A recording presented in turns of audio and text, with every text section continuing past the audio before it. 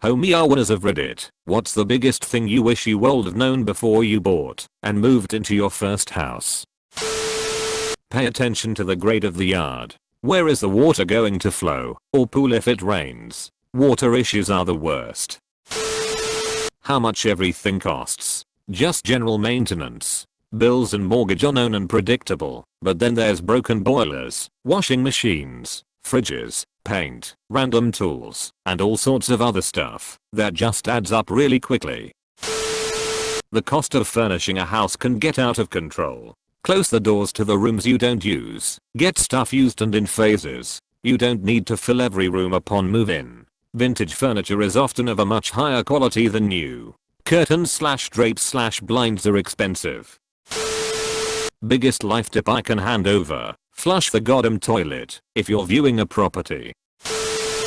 I didn't have much for a down payment at the time, so I got an FHA loan. I wish I would have known exactly how much mortgage insurance was going to cost me. It really adds up. It was like $80 more on each payment. In hindsight, I would have saved for another year and avoided watching all that money go down the drain.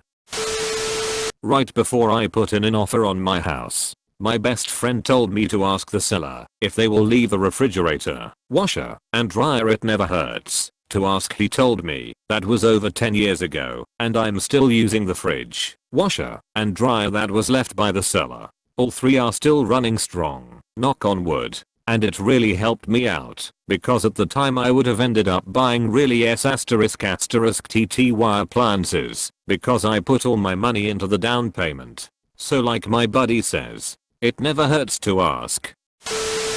I would have spent some time hanging out in the neighborhood to see what traffic, neighbors, and noise is like. We had some issues with the family across the street for a few years. Thought they were contractors working on that house when we bought ours, but turned out they lived there and they were bonkers. Whether or not the first floor had any insulation in the walls. Spoiler, it didn't. Don't be afraid to back out of a sale at any point. Yes, it's kind of S***TTY to the sellers and a little awkward. Losing the $1,000 or so you spent on the inspection or appraisal casting. None of that is as bad as being upside down on a house or feeling trapped in a house. If something feels off, it's okay to walk away. Be sure to check local laws. Looks like repercussions vary from state to state.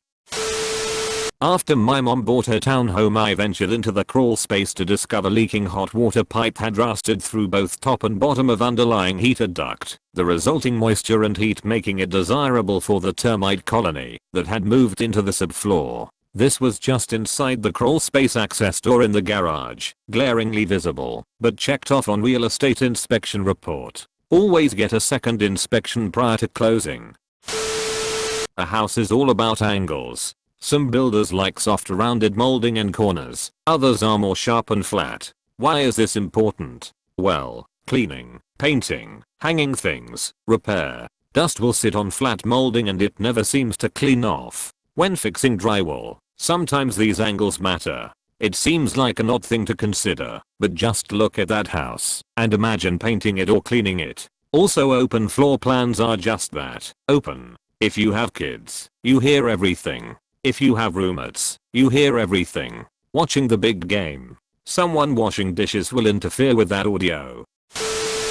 To have an in general knowledge of what to look for when I walk through the house. There were a lot of small issues that gradually became bigger issues that I had to fix. Between all the personal stuff going on in my life and those issues, I'm almost caught up, and I've owned the house for 2 years now. Leaking valves, wiring issues, evidence that the sewer line had tree roots growing in it, random janky fixes, etc. And the previous homeowner cleaned only where you can see and didn't clean to the same standard of me. A good example of this is he would, instead of sweeping stuff into a dustpan and throwing the contents away, he would sweep it all under the fridge. I literally had to take a giant flathead screwdriver to the tile and scrape everything off because the mess stuck to the ground due to spilled fluids. Also, it's a good idea to check outlets for proper wiring.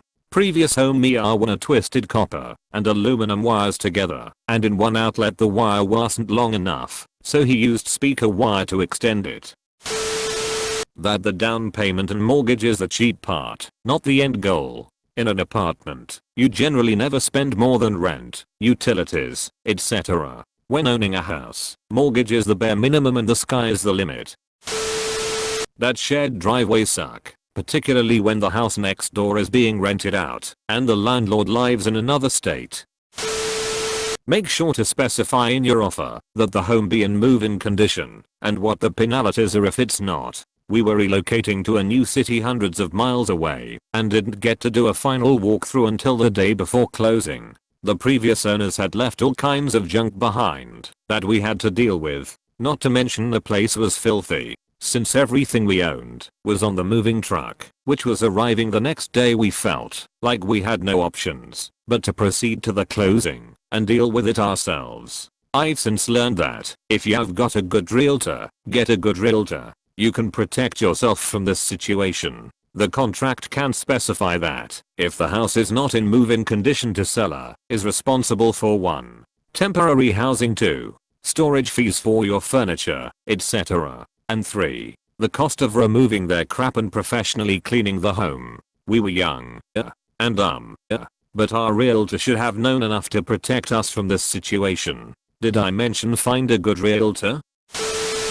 I wish I'd known how **TTY hoers are. Sometimes there's no avoiding them, but in our case we thought we were doing well cause the hoer was working on land grading when we originally viewed the house. Little did we know it would be an uphill battle to get necessary improvements to our house, like replacing the 13-year-old roof that we already had leaking problems with. We could have replaced it 3 years ago and had it paid for and not have to worry every time it rains. Go into the bathroom and turn on the shower and flush the toilet. Barely sufficient water pressure to pass a home inspection. Still kinda sucks in practice. The placement of the house on the property is very important. We bought a house on a corner lot. The house was not situated in the middle of the property, rather at the far back of the property. So we had the large property, which we wanted, but all of it was front yard. Virtually no backyard. And you can't put a swimming pool, or trampoline, or swing set in the front yard. In many states, your monthly mortgage payment may also include home insurance, taxes, and if you couldn't fork over 20% in cash, mortgage insurance. So even though you think you're going to finance a house for $1,900 a month, be ready for the other costs as well. Also, buy some toiletries before you move in. There's nothing worse than being halfway through your ceremonial break in the plumbing business to find you've forgotten toilet paper. The fact that most of the plumbing had been done amateurly by the previous owner. The bathroom sink leaked into the fuse box in the cellar, and the downstairs radiator doesn't work at all because the pipes were laid the wrong way around. Frankly, if they hadn't changed their phone numbers and conveniently forgotten to leave a forwarding address to the building's hoer, I'd have mind to take them to court for misrepresenting the property. Final walkthrough. We had been in the house so many times that when it came to the final walkthrough we didn't feel it was necessary. Unfortunately, the previous owners bought a chihuahua sometime between after we made our offer and when they moved out. The entire first floor is hardwood, but the finished basement is fully carpeted, and that's where they kept their puppy while packing and moving. We called our realtor and he talked with us, but in the end there was nothing we could do. We have to recarpet the entire basement.